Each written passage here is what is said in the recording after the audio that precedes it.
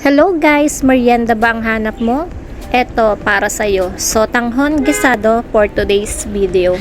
Una nating gawin guys is sa isang kumukulong mantika, ilagay na natin ang ating aswete, ang ating pork or ang ating chicken, ilagay na rin natin ang ating sibuyas and bawang. After nyan guys, inilagay ko na rin dyan ang ating carrots, gisak-gisa ko lang, and of course, ilagay na rin natin ang ating beans.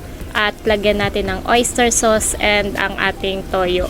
Sobrang simple lang nito guys kasi napakadali lang niyang gawin. Ibinabad ko na rito yung ating sotanghon.